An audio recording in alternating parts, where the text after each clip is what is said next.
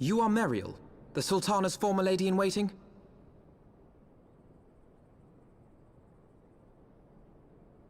I know no one of that name. Pray excuse me.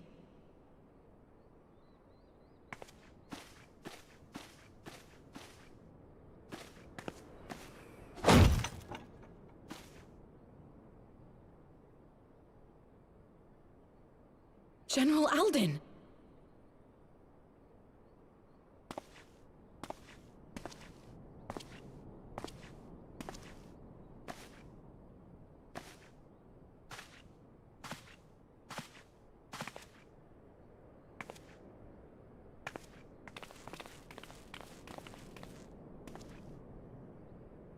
We will have the truth from you, girl.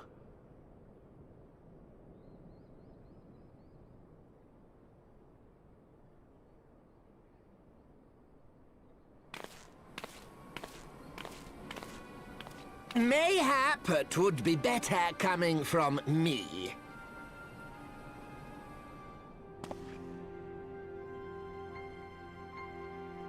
Lolorito, you'd best talk fast. As you know, Teleji Adeleji's Cartono reclamation bill was no more than a facade. A means to get his grubby little hands on that Allagan monstrosity Omega. When he learned of Nanamo's intention to abdicate, however, he was forced to amend his plans. Suddenly, assassination seemed the most promising way to further his ambitions.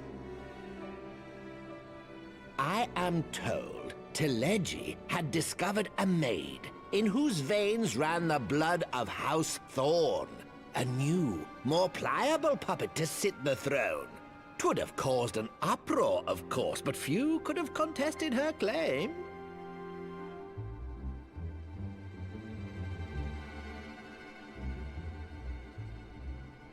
Twas plain that Teleji's wild machinations had outgrown our ability to control them. So I decided to usurp his scheme and left the fool to seal his own demise. And what of Nanamo? Oh, I have no desire to harm her grace. 'Twould profit me little to destabilize our government. Thus did I employ young Mariel here to administer a potent sleeping potion in place of a poison.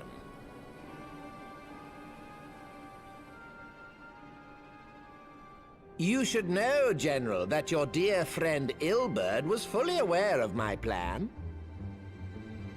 I had him lie about the assassination as a means to prime your rage against Teleji.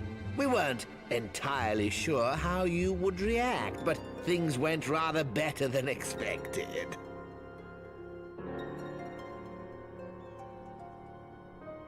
You conniving little worm! You had your claws in the Crystal Braves before their first recruit had sworn to serve! But of course, when a new game begins, 'tis only prudent to have a piece on the board. Ilberd was mine. Truth be told, a significant proportion of the Braves' initial endowment was also mine. With such large sums moving about, 'twas a rather trifling matter to disguise my own contribution.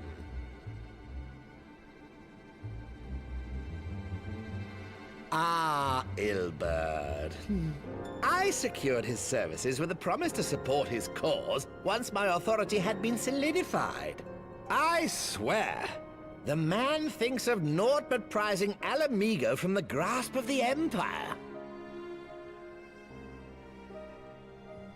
Unlike you, General, the poor fellow seems quite unable to forsake the land of his forefathers. Mayhap that's why he called you a traitor to your people and a disgrace to your homeland, amongst other things. What was it he always compared you to? Oh, yes, an overgrown lapdog begging for scraps at the Sultana's table. Oh, how we laughed. Alas, Ilberd's entertaining little outbursts eventually gave way to wearisome tirades, and the zealous brute became rather unruly. I had no wish to see you executed, you understand, but he would not take no for an answer. Rest assured, his employment with me has long since ended. Which brings us neatly to the present. What say you, General? Both you and the Sultana are alive. We have one corpse and one fugitive. And preparations have been made to restore your good name. Shall we cry quits and start again with a blank ledger? The hells we will! Do you honestly expect me to forgive and forget? After all you've done? You're guilty of high treason! Stay your blade, Master Alden. You yourself are not innocent. Or have you forgotten your own crime in executing Teleji Adeleji without trial? Though you acted out of loyalty to the Sultana, such deeds are in violation of both the word and spirit of the law.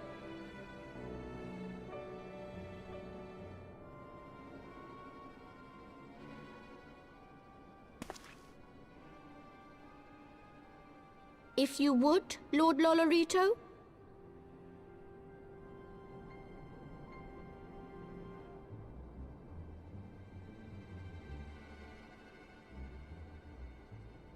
This potion will wake the Sultana from her slumber. Consider it a gesture of conciliation. You will find Her Grace resting comfortably within her private chambers. Should you doubt my word, I shall willingly accompany you to the palace as your hostage.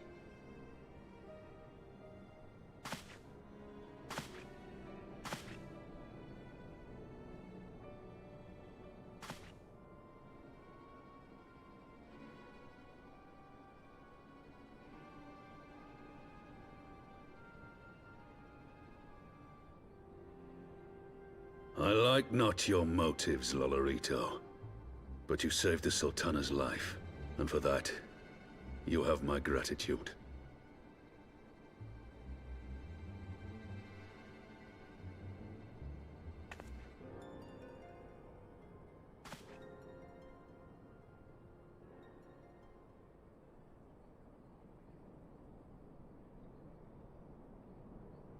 Rauban Aldin, you are hereby reinstated as General of the Immortal Flames. The citizens of Uldar shall once more be united under Nanamo Ulnamo, and together we shall usher in a new age of prosperity.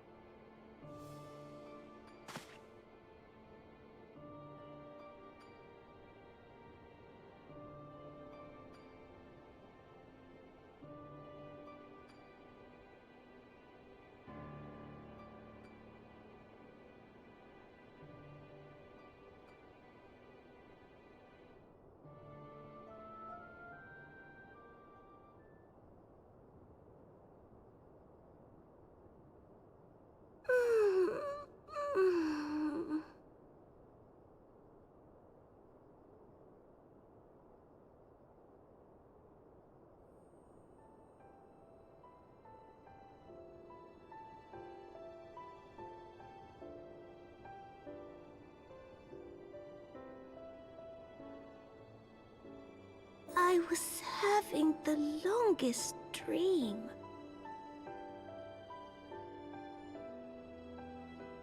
"'Tis time to wake up, Your Grace.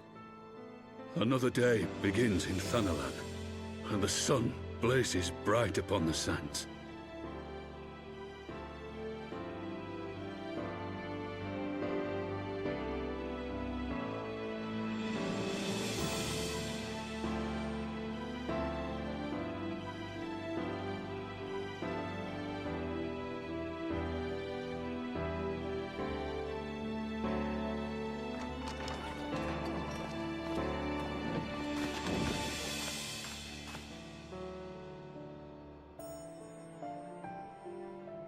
Her Grace is awoken.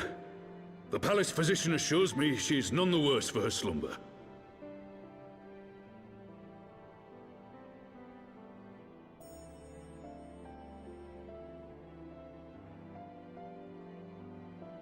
I believe Her Grace will soon resume her plans to place the government of Uldar into the hands of its citizens. Whatever path she chooses to take, I shall walk it with her. And we shall tread slowly, lest the nation be unsettled in our wake.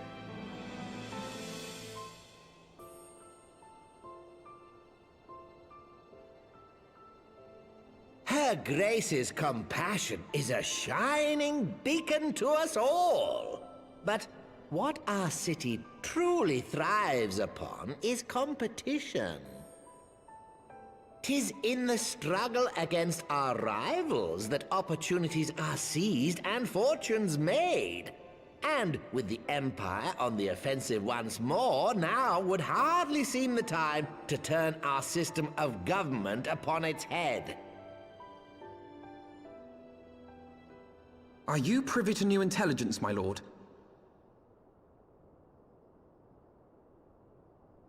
I would hardly call it new. Remind me, what was the name of that enormous Imperial warship which met its end in Mordona?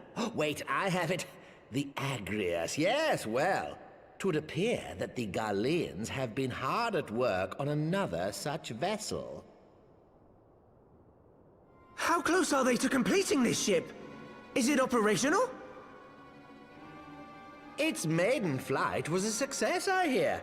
I should imagine Emperor Varys is eager to see how it performs in battle.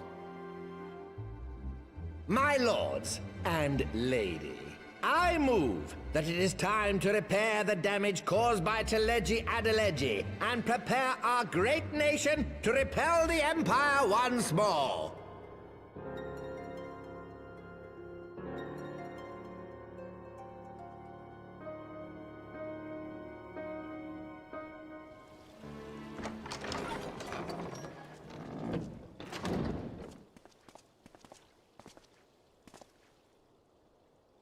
"'Tis well that the Sultana has awoken. The Syndicate yet needs to put its house in order, but 'twould seem the worst of the confusion has passed. Uldar has taken control of its future, and I must do the same.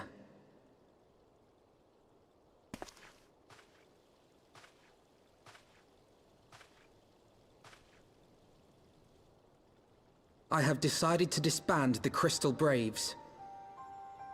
Among the recruits, there were those who supported our Order's goals and convictions with all sincerity. 'Tis my hope that these loyal men and women will choose to remain our allies in the battles to come.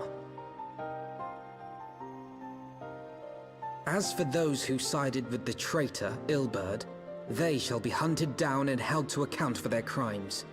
It is my earnest hope that they will surrender themselves peaceably when the time comes, though I think it unlikely. Ah, my all-conquering Crystal Braves. The model army meant to pave the way for a single unified Grand Company of Eorzea. That so high an ideal should be brought so low. I need not tell you how deeply the betrayal stung me. Yet I see now that it was mine own naivety and pride which allowed the Braves to fall prey to corruption. As ever, it is to your own shining example that I turn for inspiration. Like you, I mean to stand firm in the face of hardship and give mine all for the cause. Let us resume the search for our missing comrades, that we might come together to shine the light of dawn across the realm once more. The role of Crystal Brave Commander suited me ill, and I shall play it no longer. Henceforth, I shall be no more or less than Alphino, proud member of the Scions.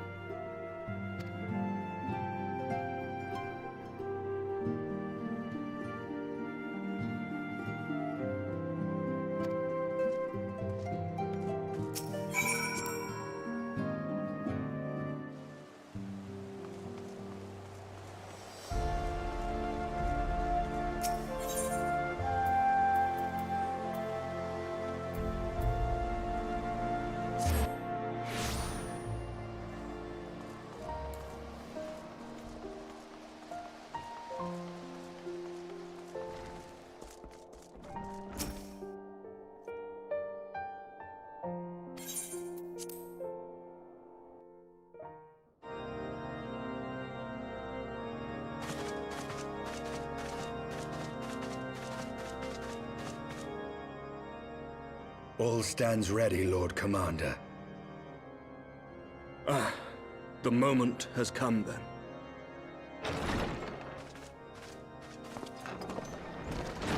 Pray excuse my lateness. I paid a brief visit to the workshop to inquire about the mana cutters. The engineers assure me that they're ready.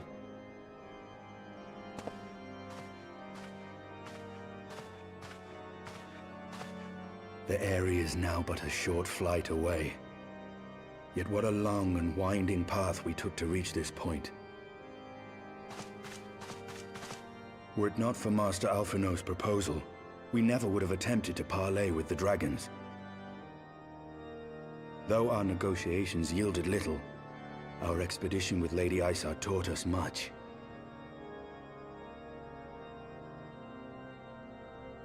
You took an unimaginable risk. I could scarce believe the tale Estinian told. Aye. 'Tis true that many of our countrymen would sooner die than join hands with the heretic's mistress. But 'twas through that most unlikely of alliances that we came to speak with Hraesvelgr. A conversation that went rather poorly, as I recall. In this instance, the journey was more important than the destination. Had we not slain Nidhogg's consort, Tiaman, and put the Great Worm on his guard, the Dravanians would have arrived at Ishgard's walls long ago. Aye, that they would. Full grateful am I for every hour of respite your actions have afforded us. Thanks to you, our defenses are much improved. 'Tis but a pity they won't be enough. Thus you believe an assault upon the area represents the city's best chance of survival. Is that not so, Estinian?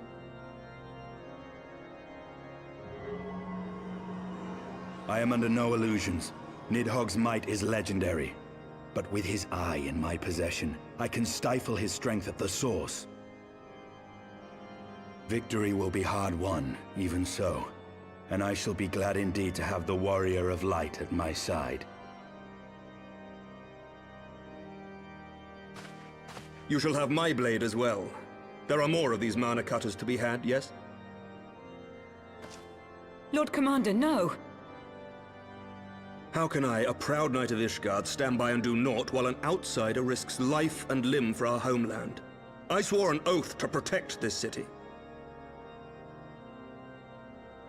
Pray leave the slaying of dragons to dragoons, Sir Knight. Your duty to command the city's defense is no less vital. Should we fail, and Nidhogg slip through our grasp, who then will hold the walls against him? Will you leave Ishgard in the hands of the Holy Sea's zealots? There are others. Who but you has the authority and the standing to orchestrate a city-wide defense? I do not, and neither does the Warrior of Light. That is why it is our place to fight, and yours to remain here, Lord Commander. What? You too, Master Alphino? By the Fury! You have shown some promise, but this adversary is far beyond your skills.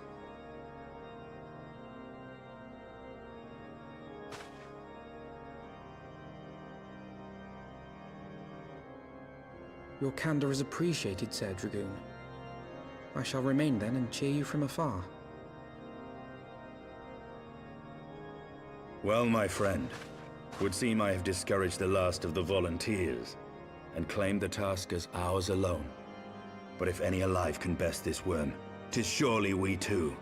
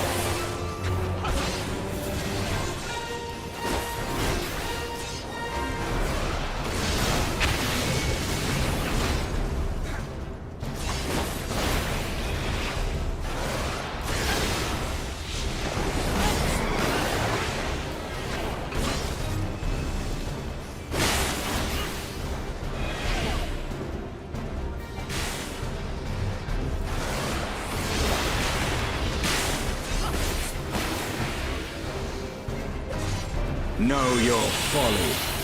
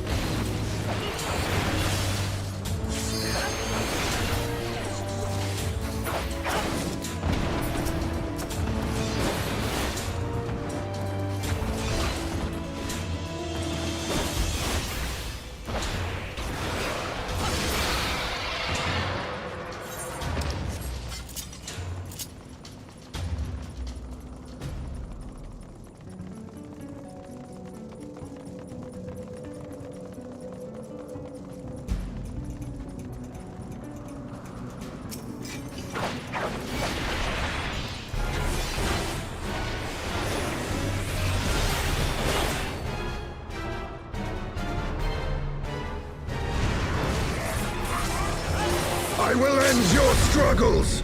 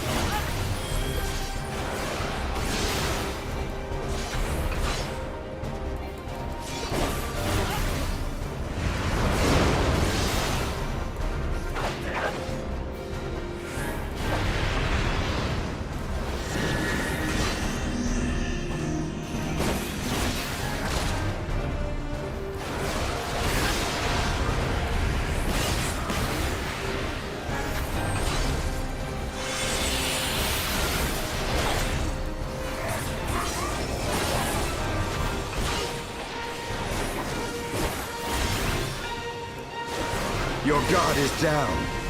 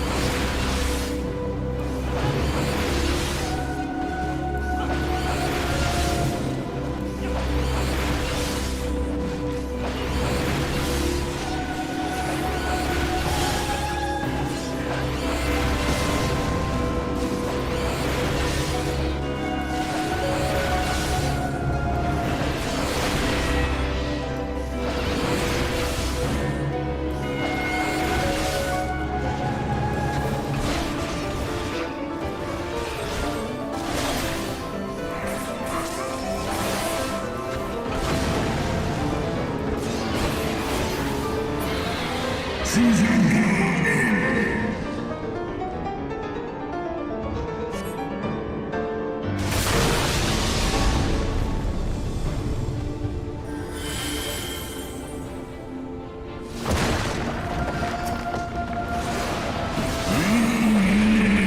my lance! Know your folly.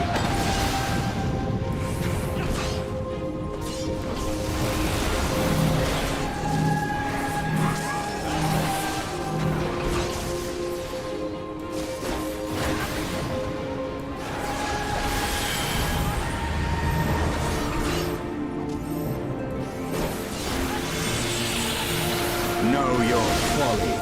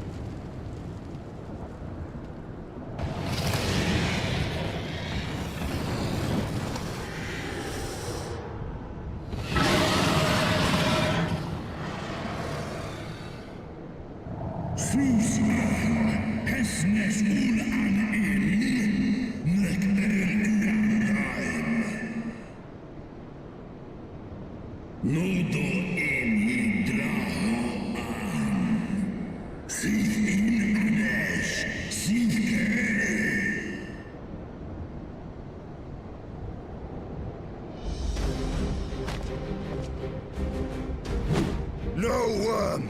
This ends here!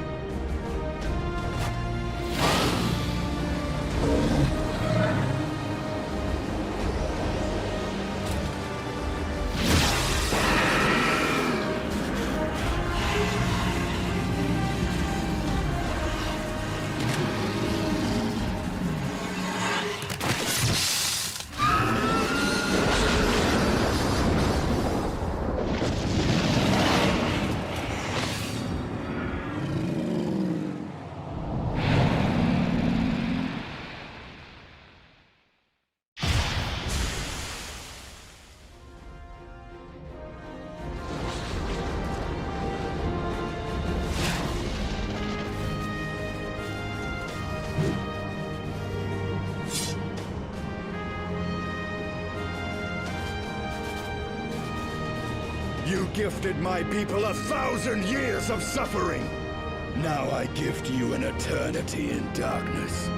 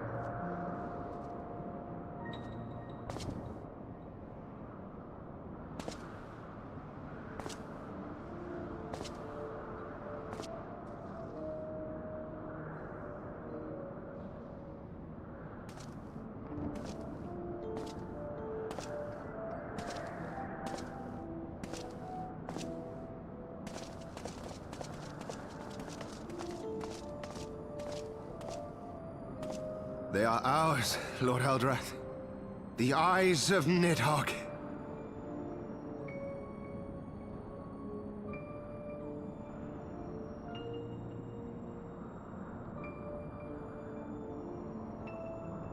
Aye.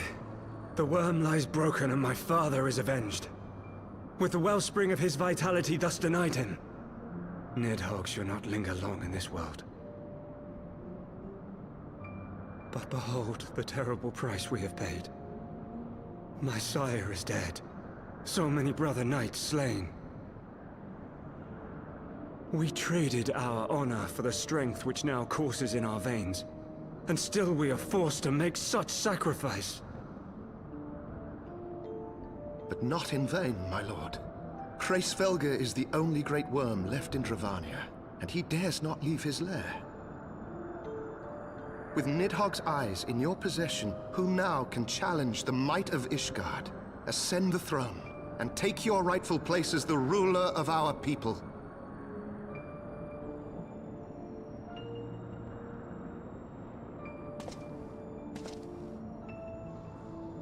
Nay, my friend. I must forsake the mantle of king. Though Nidhogg be defeated, his wormling horde yet darkens the skies with wings beyond counting.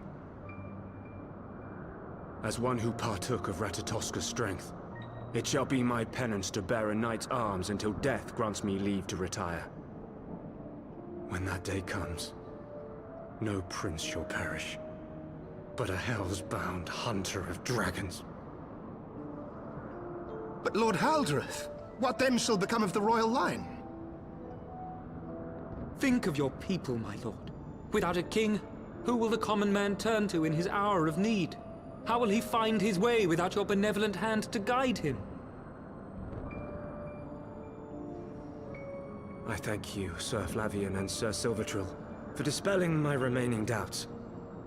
With men of such wisdom and compassion in service to the realm, 'tis plain that Ishgard has no need of a king. But if you must bow to the demands of tradition, you need look no further than yourselves for one worthy to wear the crown.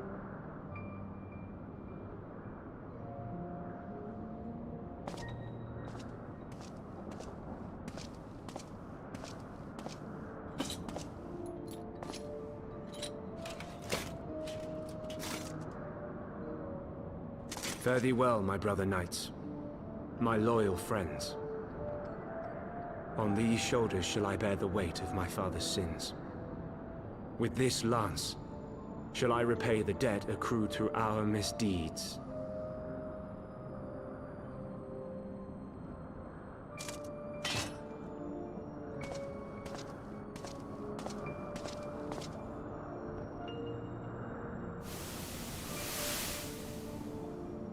What cruel jest has fate played upon us? Have we seized this desperate victory, only to lose a king?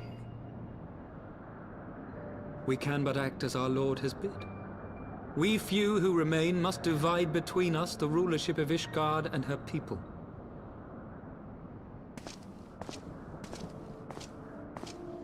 Not I. My oath was to Lord Haldrath, and he alone. If he is not to be king, then I would hang up my shield as well. Will you abandon us too, sir?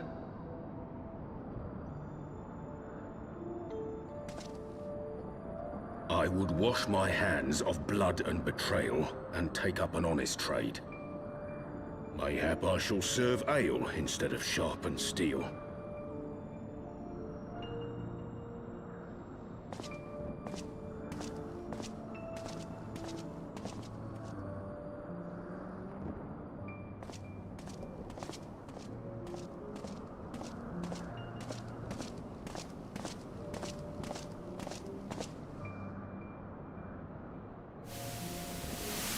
We four, then.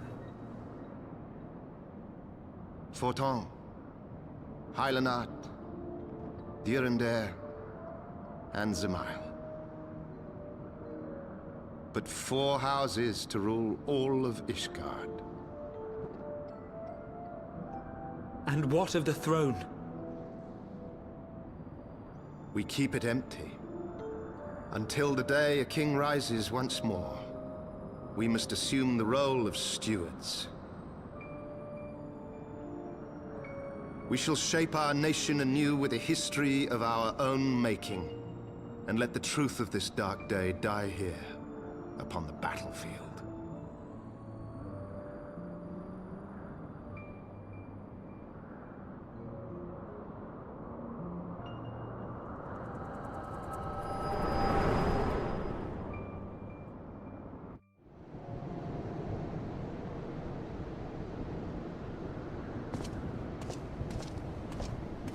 What ails you, friend? Are you wounded?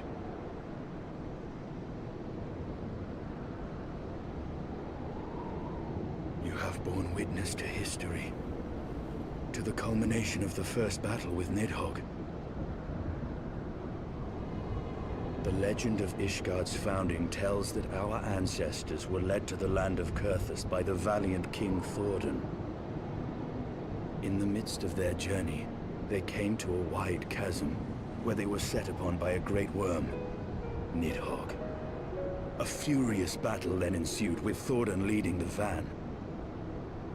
Though the brave king was slain defending his people, his son, Haldrath, the first Azure Dragoon, fought on undaunted.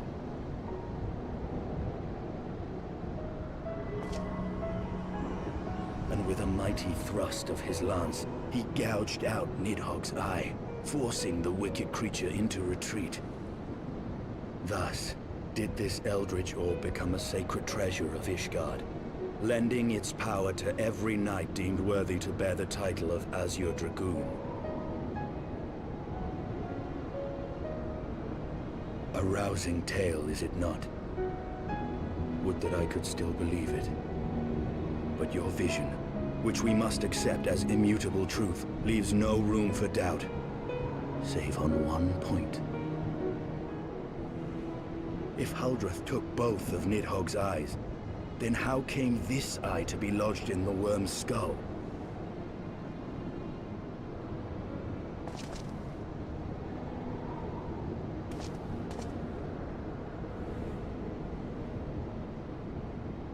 Beneath every answer we unearth, another question lies buried.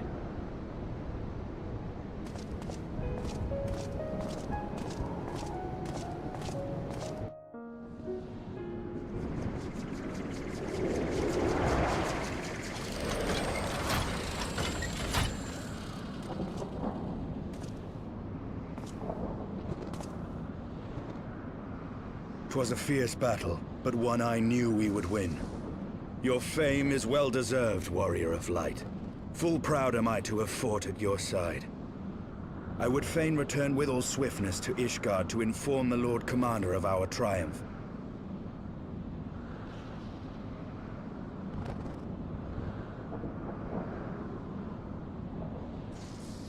But we must first have words with Hraesvelgr. There are parts of this tale that the worm has kept from us, and I would know wherefore.